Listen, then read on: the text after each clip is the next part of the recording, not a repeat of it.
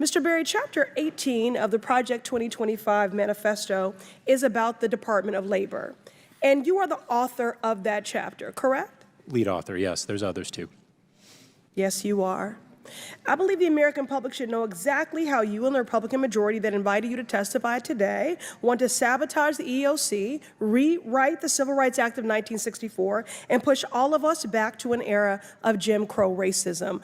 I'm shocked that my colleague across the aisle was in disbelief at our characterizations and assertions of racism and discrimination when even former House Speaker Kevin McCarthy said the Republican side of the aisle looked like the most restrictive country club in America.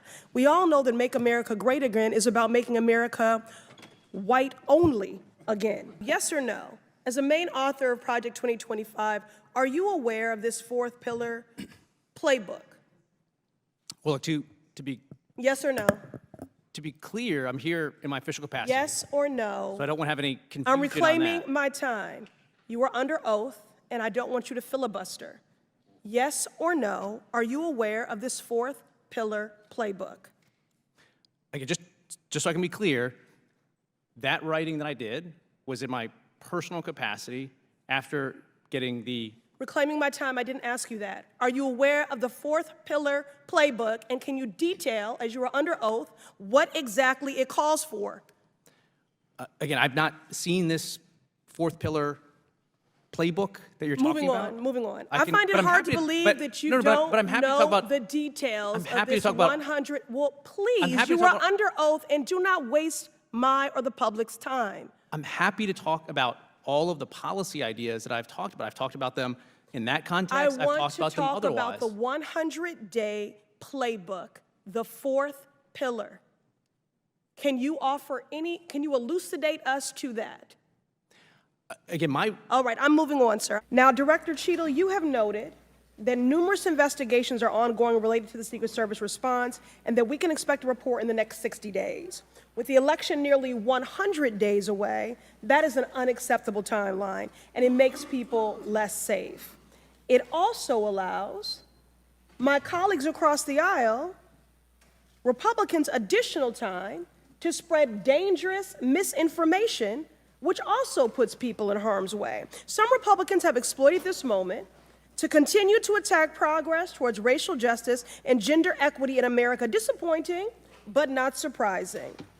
I hesitate to repeat their racist and sexist tropes, but in summary, Republicans have wrongfully and shamefully stated that hiring women and people of color hindered the response to the shooting. Now, this is part and parcel of Republican strategy to constantly attack necessary diversity, equity, and inclusion efforts, to undermine the contributions that women, people of color, the disability community, and others make to this country each and every day. And it is disgraceful. In the wake of gun violence and tragic loss of life, Republicans are ignoring solutions like gun safety reform and instead trotting out sexist tropes.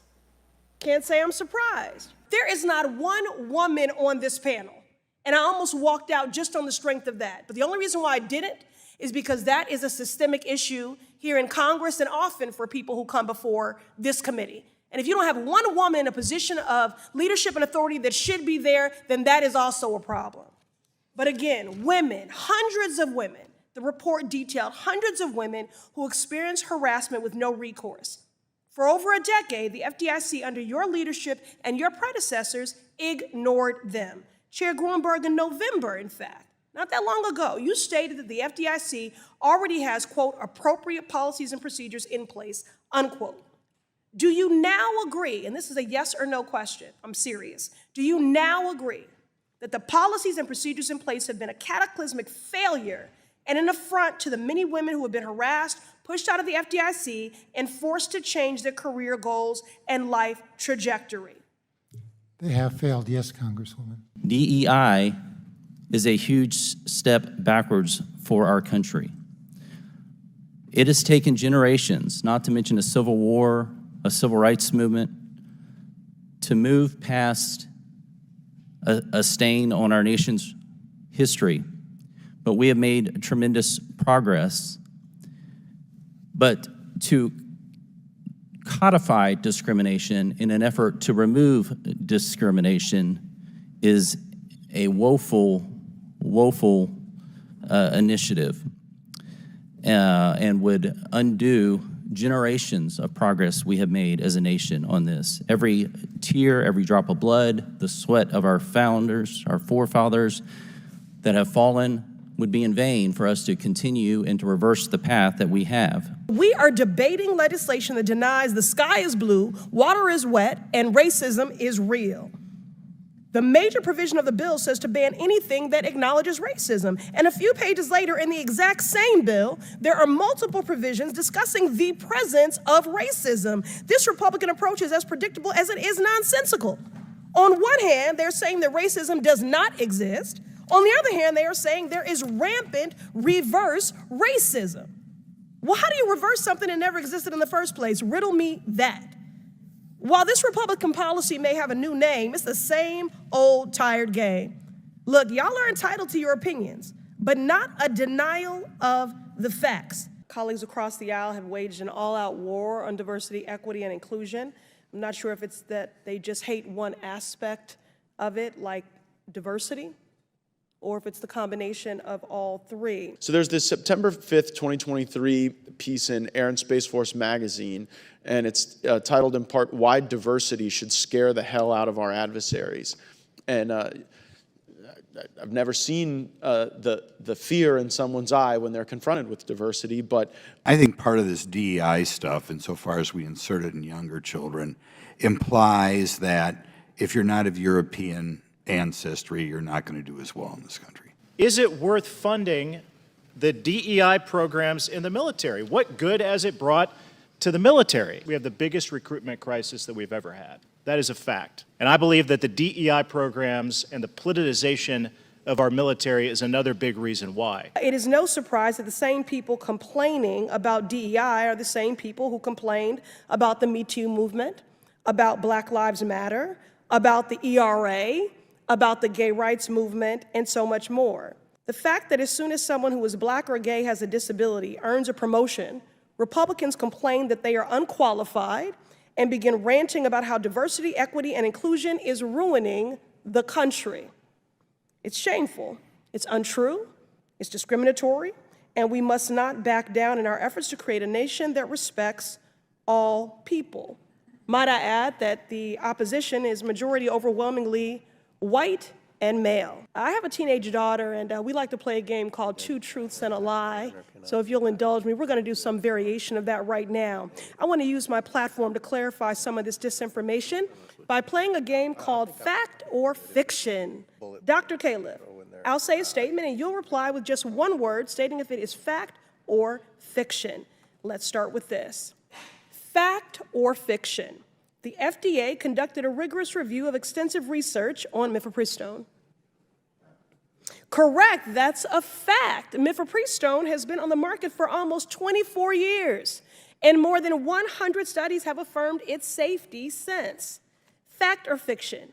Judges know better than public health experts if medication abortion is safe. Because the Supreme Court is currently adjudicating a case that involves it. But I am on record, and so are all of us, that it would be bad for the entire system of drug development and availability of medications in the United States if judges begin overruling the FDA as a matter of routine. Thank you. So that's fiction. The FDA, not the courts, determines the safety of drugs. Fact or fiction? Mifepristone is a form of medication abortion is safe and effective. Fact. Correct, that's fact. Research shows that less than 1% of patients experience serious side effects, posing fewer risks even than Advil or Tylenol. The facts are adding up. Mifepristone is a safe, effective, and routine form of healthcare that remains necessary and legal across the nation. Now, this may be a game for today's hearing, but unlike Republicans, I have no interest in playing games with people's lives. And this is gravely serious. For many, especially Black women, pregnancy and childbirth can be life-threatening. One of my constituents, a mother, shared her story of how she was forced to go through a step therapy to treat her neurological condition and saw her condition worsen as a result, to the point where she spent a year relearning how to walk. And her story is no anomaly. Step therapy is not just ruining people's lives, it is killing them. Families have been robbed of their loved ones due to the delays, the greed, and harmful policies of PBMs. Mr. Joyner, CVS Caremark is one of the largest PBMs operating within my district. What do you say to my constituents who have been harmed by denying them the medical care that they need and deserve? Congresswoman, I don't have the specific details of what you're referencing, but I certainly do understand and look specifically at ways in which we can improve the prior authorization process. Are you sorry? No, I think it's an important part of the healthcare system is to make sure that we're looking at our customers hold us accountable and look to make sure we have oversight for both patient safety. They're also focusing on ways in which we can improve adherence to the therapy, because if they're not staying on therapy, obviously, then there's reclaiming my time. I wish you were sorry. You should be. Thank you to our witnesses for being here today. You know, although the subject matter of today's hearing is to be expected, it certainly makes it no less offensive or frightening. My Republican colleagues very often like to quote Dr. King, I don't know, maybe for some faux civil rights credibility or to pervert his words to suit your extremist needs, while working actively to undermine his legislative legacy. On the first page of Chapter 18, Project 2025 complains about how the Biden administration has been fighting for racial equity. On the next page, it calls for eliminating data collection on race and ethnicity in employment. On the page after that, it calls for rescinding an executive order signed in 1965 that prohibits discrimination in hiring by contractors. Mr. Berry, do these terrible ideas sound familiar? They're great ideas. These terrible ideas sound familiar? Of course they do. You came up with them. Mr. Berry, I find it shameful to advance a vision attacking the very policies and agencies that have helped Black Americans secure jobs, earn a living, and provide for our families. This Project 2025 plan is policy violence, plain and simple. Its authors have placed such a large target on the EOC because of the incredible work the EOC is doing today. Last year alone, the agency filed more than 27,000 charges of race-based discrimination. These workers and their families have a pathway to justice, accountability, and healing because of the policies and regulations that Project 2025 is trying to get rid of. Ms. Wiley, how would workers be harmed by Project 2025's commitment to undermining crucial protections that are enforced by EOC and other federal agencies? Well, essentially, it guts the ability to both be able to have the rights and have enforcement and protection of the rights that we already have, and we've been seeing improvements and advancements when we have been enforcing them. And I'm also deeply concerned with any suggestion that we should not be collecting data or that labor rights, the rights to organize, which has been so important for workers across race, including white men, to ensure that they're getting fair wages and safe working conditions. All of these are actually in that chapter, and they threaten our workplaces for people who are white, for people of color, for people of all backgrounds in this country. And I think that's why we all need to be concerned, because it really is about all of us. That's right. They threaten our workplaces for every person who calls this country home. EOC offers essential protections that create workplaces where all of us can thrive, but Project 2025 aspires to be the realization of a decades-long crusade by Republicans to strip away this key pillar of the Civil Rights Act. As a founding member of the Stop Project 2025 Task Force, I look forward to showing and telling the American people exactly who you are, Mr. Berry, along with your extremist friends. I urge my colleagues to join me in building the inclusive world we know to be possible, one in which everyone, is there something funny? No. I didn't think so. Nothing funny about this. And in honor of my departed mother And for my 15-year-old daughter, I will do everything possible to stop you from building the world that you are hell-bent on doing. I urge my colleagues to join me in building the inclusive world we know to be possible, one in which everyone can show up to work free from discrimination. Thank you. I yield back. You know, this would all be funny if it wasn't so devastating. At a time when the leader of the Republican Party is trying to claim that he has no connection whatsoever to Project 2025, an outright lie, another lie like the one that he spews daily about Haitian Americans in Springfield, Ohio. Again, the leader of the Republican Party is trying to claim that he has no connection whatsoever to Project 2025, an outright lie. Our Republican colleagues have invited 4 of the manifesto's architects to testify today. I'm over here. In a desperate attempt to erase all of the ways that the American public has benefited from the Biden-Harris administration, this committee has instead spotlighted what Project 2025 would offer: chaos and corruption. However, we would be ignoring a critical component of Project 2025 if we did not address the fact that its creators have been secretly peddling a, quote, 100-day playbook, unquote, that contains executive orders and emergency actions to roll out in the first hours of a second Trump presidency. Instead of sharing this plan with the public, an indictment of your dangerous policy plans in and of itself, those behind Project 2025 claim it is too controversial to release. Ms. Guna Sakara, yes or no, as a main author of Project 2025, are you aware of this playbook or quote-unquote fourth pillar? And remember, you are under oath. Yeah, and it's online on the website. Can you please detail what exactly it calls for? I think you explained it pretty well. It is a plan of action so that when Republicans and conservatives have another chance at a next administration, there's not lost time, and so that there is a plan ready to go. I don't know if that was specific enough. You are under oath. Can you please detail what exactly it calls for, this fourth pillar, this 180-day playbook? Please detail what it calls for.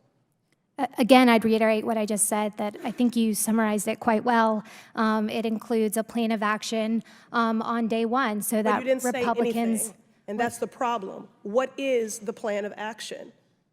It's to institute a more conservative vision on things that the American people want, because they're experiencing all of these hardships caused by the chaos and corruption of the Biden-Harris administration. Reclaiming my time. I find it hard to believe that you don't know details of the 100-day playbook, but there's one person that definitely knows: Kevin Roberts, the president of the Heritage Foundation, and that is why, as co-founder of the Stop Project 2025 Task Force, alongside Representative Jared Huffman and dozens of our colleagues, we sent a letter to Mr. Roberts requesting he testify before Congress and release this 180-day playbook. We sent this letter on August 8th. The next day, he delayed his book launch, went into hiding. Kevin Roberts, what are you so afraid of? I am disappointed but unsurprised that the authors and leaders of Project 2025 are hiding their 180-day playbook. So today, Congressman Huffman and I are announcing a new, fully confidential tip line.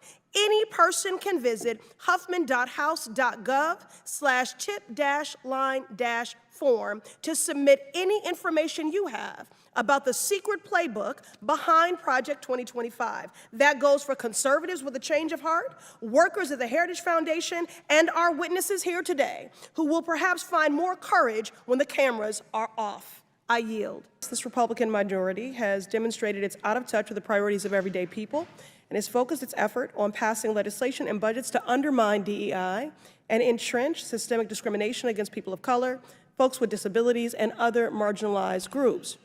Republicans sought to defund the Office of Civil Rights in the Department of Education, which is essential to confronting the rise in anti-Semitism and Islamophobia impacting our students.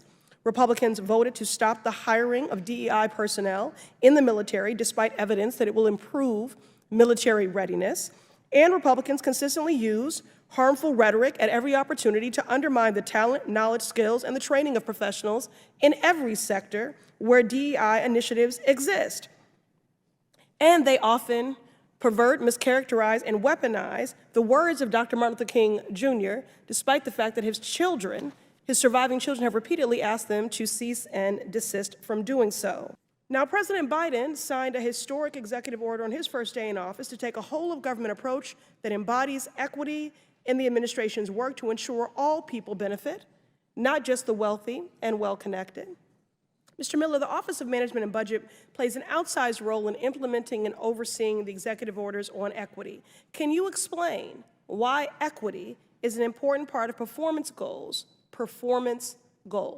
for agencies? Thank you, Congresswoman. And there was a phrase that you used that is central to explaining it, is that government should work for all Americans. So one example of something that we are doing is around accessibility associated with government services. We have many government digital websites and services where it's hard for some people, including disabled individuals, to access those government services, and we're working to improve that. Our services aren't working if they're not serving all of America. Very good. I agree. What is an example of how President Biden's executive order on equity has helped folks across the country? Well, one of the things that we have done is to broaden and discussed in this hearing the way in which we are utilizing federal financial assistance to reach more broadly into communities, to improve performance of the dollars, to make sure that community-based organizations that might otherwise not have applied for federal funds are able to access those funds and better deliver because they're closer to those in their community. That means better results, that means more efficiency, and frankly, that means less waste on useless overhead. Thank you. The executive order, this is truly a first of its kind. I'm proud to partner with Ranking Member Raskin on legislation to codify key aspects into law so that they will exist in perpetuity. The truth is that America needs DEI to disrupt systems of oppression that are active in every facet of our society. DEI initiatives are how we combat white supremacy, anti-Semitism, ableism, sexism, transphobia, and more. In the face of this opposition, I applaud those who are committed to doing this work, from college presidents, corporate executives, to community organizers and academic researchers.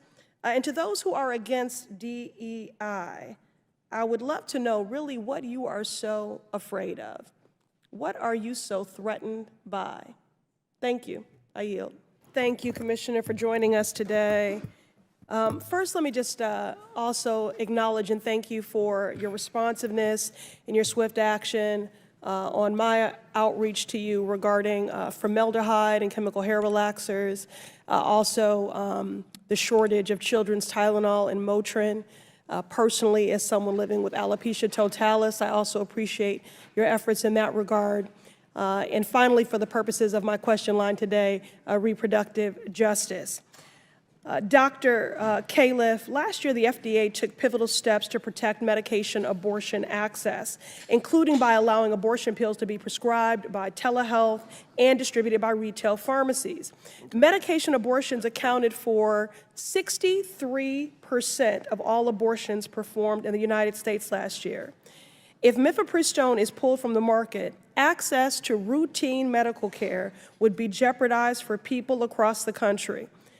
As part of their draconian, unpopular goal for a national abortion ban, let's call it what that is, forced birth, which for many will result in forced death, Republicans continue to try to block access to medications like mifepristone by spreading baseless conspiracy theories. The fake news is rampant. Now, I know this is a shock to the far-right extremist old white men making these decisions, but there are hundreds of reasons why someone might want or need to terminate a pregnancy with medication abortion, and policymakers and judges should not be the ones making decisions for them.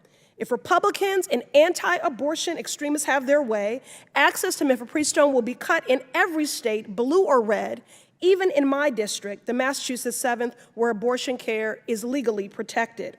Since I've been elected to Congress, I've been proud to lead the Abortion Rights and Access Task Force under our pro-choice caucus, fighting alongside my colleagues for mifepristone access.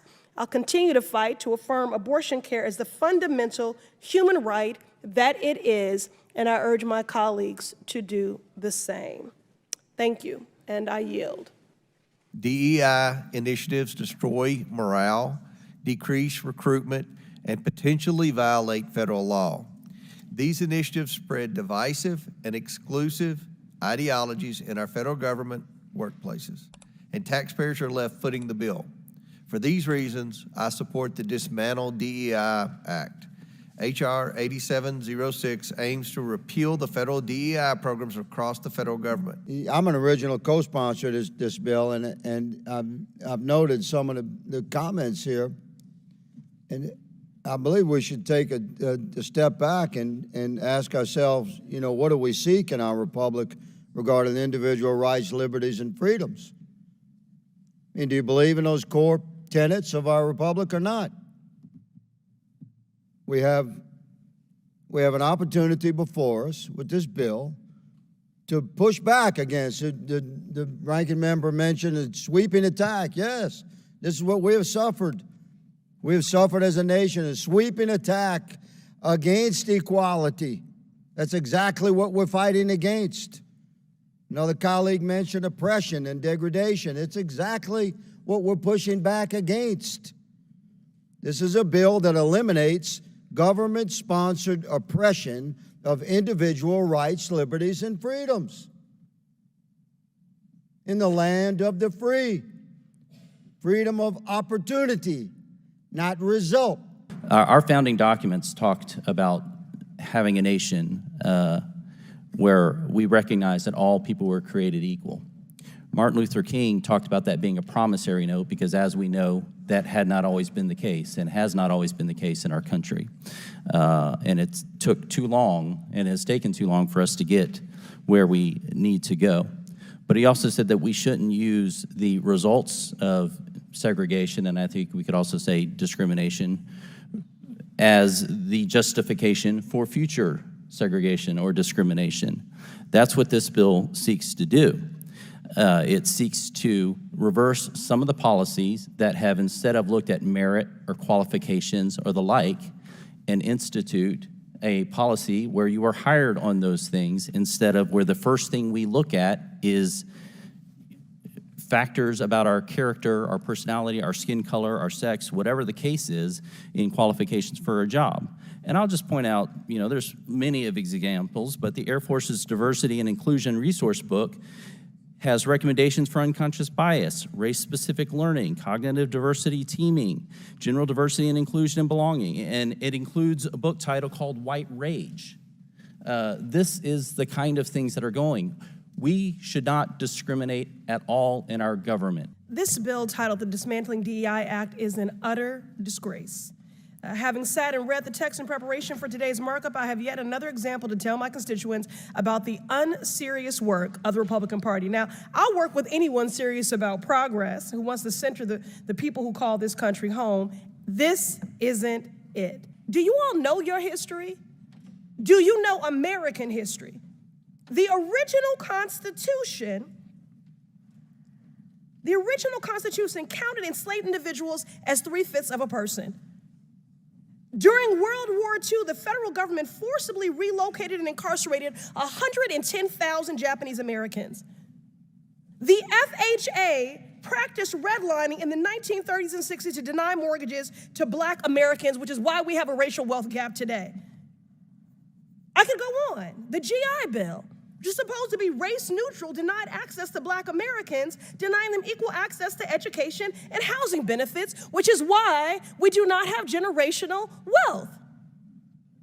Don't talk to me about merit when those Black servicemen fought for our freedoms. And I'd also just like to take a personal note of privilege to say, please keep Dr. Martin Luther King Jr.'s name out of your mouths. Yes. Your perversion of his words and his mission when his children have asked you to stop invoking his name and perverting his work when he was a proud and unapologetic Black man fighting for equality for Black Americans and all marginalized people. So you all are entitled to your opinions, but not a denial of the facts. But I'm not surprised that you would deny American history. What I am, though, is committed. Committed to speaking truth to power, committed to standing up for marginalized communities and vulnerable people, committed to ensuring that everyone has equal opportunity to buy a house, to work a job, to pursue higher education, and to live in a society that is fair and just. A colleague across the aisle invoked the phrase of, "We must do everything to stop government-sponsored oppression." Well, I've just enumerated numerous examples, which is exactly why we have legislation and an executive order to reverse this harm. And that is why I'm committed to opposing this bill and urge my colleagues to do the same. Gentlelady yields back. We'll go back. We'll rotate sides. Chair recognizes Mr. Perry from Pennsylvania, then we'll recognize Talib after that. Thank you, Mr. Chairman. I yield my time, such time as he may consume, to the gentleman from Louisiana, Mr. Higgins. I thank my colleague, and I appreciate my Democrat colleague for exemplifying exactly the kind of oppression of freedoms that we're referencing. How about we'll quote whoever we want to quote? How about that's my First Amendment right? That's exactly the kind of baked-in oppression. Like, how dare a white Republican quote Martin Luther King? We actually had a congressman say that just now in this committee. Well, thank you, good lady, for once again exemplifying the type of oppression that we stand against. You know I'm right. You know I'm right. Order. Mr. Higgins has the floor. And we will quote who we please to quote. A disgrace. And we will continue to speak freely because now I'm a veteran. That's the country that I serve. That's a constitution I swore an allegiance to. And that oath has no expiration date. I will fight for it with my last life's blood. For my right to speak freely and yours, good lady. You will never hear me saying, how dare you quote anybody you please to quote. And that exemplifies, America, precisely the type of institutional oppression that my colleague, Mr. Cloud's bill, for which I'm an original co-sponsor, hopes to push back against. But Mr. Higgins, have you read your own bill? Have you read your own bill? No, Because it no, is trying to regulate speech. It is actually Ms. Stansberry, you're out of order. Ms. I yield Stansberry, back you're to out of Mr. order. Perry. It's Mr. Perry's time. Chair recognizes Mr. Perry. Thank you, Mr. Chair. The work of the FDIC is paramount in supervising our banks, strengthening our financial system, finalizing important regulations like Community Reinvestment Act, Basel III, and in times of economic crisis, FDIC is even more important. It was just last year when folks in my district, the MA 7th, were constantly refreshing the agency's webpage to see if their money was safe after the failure of Silicon Valley Bank. The agency's mission is critical, and there is much work to do. I had initially planned to spend this time discussing regulations and requesting updates from Chair Grunberg on the timeline for finalizing rules that stabilize our financial system. However, after reading the recent report into the FDIC's workplace, the public needs answers on the toxic culture of racial discrimination and misogyny that has taken root and festered at the FDIC. Chair Grunberg, you have failed your staff, people of every walk of life, but especially women employees who have brought their knowledge and their skills to serve at the FDIC, and you have failed the American public who relies on the agency to work productively and to put forth policies that protect consumers from bank malfeasance. Now, I have to just consider the source here when it comes to some of the outrage from my colleagues across the aisle, because these are the same people who seek to actively defund diversity, equity, and inclusion, who denied and undermined the Me Too movement, who voted against the Violence Against Women reauthorization, and who don't want to support finally passing the Equal Rights Amendment. And that is why I am truly disgusted by the fact that you have created an opportunity for Republicans who did all of those things to advance their anti-regulation agenda and to use survivors, which I am one, of abuse as political pawns. Small, ashamed, traumatized, humiliated, alone. These are just a few of the words to describe the intense feelings of sexual harassment and what survivors endure. According to the FDIC's own reporting, more than 80% of harassment complaints resulted in zero discipline. And when there were repercussions, not a single one resulted in removal, reductions in grade or pay, or any discipline more serious than a temporary suspension. I am so tired of white men failing up. This lack of accountability is a shameful, inadequate, and deeply unsatisfactory, and it is re-traumatizing. Chair Gruenberg, can you guarantee right now no employee at the FDIC will face any form of intimidation or retaliation for reporting an incident of sexual harassment regardless of confidentiality agreements?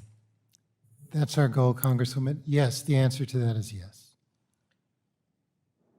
It is shameful that through your inadequate leadership at the helm of this agency that you have fueled calls for your resignation from the political opportunists across this aisle and jeopardized critical regulations pending finalization at your agency. Personally, I do not have confidence that you can continue to lead in this role because there is a deficit of trust and your credibility has been undermined to lead the FDIC through the changes it needs to make to affirm the dignity of the survivors of harassment, discrimination, and abuse at your agency. Thank you, and I yield. Chair now recognizes Ms. Pressley from Massachusetts. Thank you. The discussion today speaks to an injustice that many of my constituents in the Massachusetts 7th experience daily, the high cost of life-saving prescription medication. Pharmacy benefit managers, or PBMs, play an outsized role in determining coverage and costs of medication by designing lists of drugs that a health insurance plan will never cover for a patient, known as formularies. For some medications, PBM formularies require additional approval before you, a patient, can pick them up at the pharmacy. For example, prior authorization is a PBM power where a doctor must ask the insurance company if they can prescribe the specific medication, and their so-called step therapy that requires you to try a different medication and have a negative reaction before being prescribed the medication that your doctor recommends. These policies are hurting people across our nation, including in my district. I've not heard from a single doctor who can justify the public health benefits of the health insurance policies. According to the Federal Trade Commission, the committees responsible for determining access to medication don't just consider clinical recommendations. PBEs also, quote, take into account business considerations and make formulary determinations to maximize profits, end quote. I will remind the witnesses that you are all under oath. My next questions will be yes or no. Mr. Costner, does Express Scripts factor in business considerations or potential profits when deciding access to prescribed medication? Yes or no? And again, you're under oath. Thank you for the question, Congresswoman. We do a clinical first approach. So all clinical evaluation is done first. Yes or no? Then a financial evaluation is done after that. Yes. Yes or no? For the record.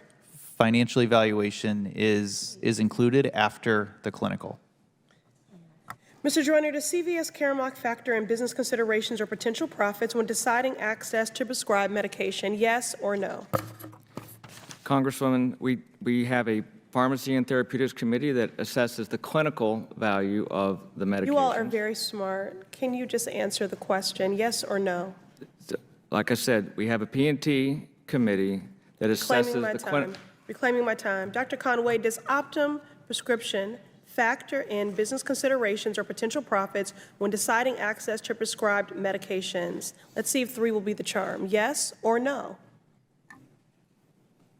Clinical consideration, and then lowest net cost to the customer, including a formulary exception process. Reclaiming my time. Well, my office has met with patients, families, providers, and community pharmacists throughout my district, from East Boston to Cambridge to Roxbury, and they all point to one conclusion. You are putting profits over people. Your corporations are denying people access to necessary medications, preventing them from going elsewhere by forcing independent pharmacies to close their doors. And that is why I am glad we're having today's hearing to shine a bright light on your unethical practices, and I look forward to working to Congress to rein in PBMs. Thank you, and I yield back. I ask unanimous consent to enter into the record reporting from CNN titled "Right-Wing Media Figures Blame Women in Secret Service and DEI for Security Failure in Trump Shooting." Without objection to order. This article quotes members of Congress and others that plainly accuse DEI and the hiring of women as a liability for the Secret Service. Women have been an integral part of the agency since 1971. And are held to the same standards as their male counterparts. To use them as a scapegoat during a time of crisis is shameful and it is dangerously divisive. In fact, based on recent publicly available demographic data of the agency, the largest demographic groups among special agents are white and male. But to right-wing extremists, the truth doesn't matter. The lies they tell to advance their anti-diversity agenda, which is a key theme throughout Project 2025, will only make the American public less safe and more divided. And every day, Director Cheadle, that you fail to give us answers, they are given more oxygen to make their baseless claims that women and people of color are responsible for tragic events. And that is dangerous too. Thank you. And I yield my remaining time to Ranking Member Raskin. Thank you to the distinguished gentlelady from Massachusetts, and thank you for those trenchant insights. I wanted to make the point that you were making and several of other members were making to bring it into sharp relief here. The very same day that Donald Trump narrowly escaped an assassination attempt, but an honored firefighter was gunned down and killed and other people were injured. There was another mass shooting that day, just several hours later in Birmingham, Alabama. 4 people killed and 10 wounded in a nightclub shooting. And you might think, oh, that's some kind of freakish coincidence. Not at all. We have more than one mass shooting a day in America. They are so commonplace now that they are barely reported in the national news. It's, of course, local news in Birmingham, Alabama, that 4 people were killed and 10 other people were shot and seriously wounded, being treated at the hospital. These things are a nightmare for the families of the victims who've been killed, for the families who have to take care of people who've been seriously injured and wounded.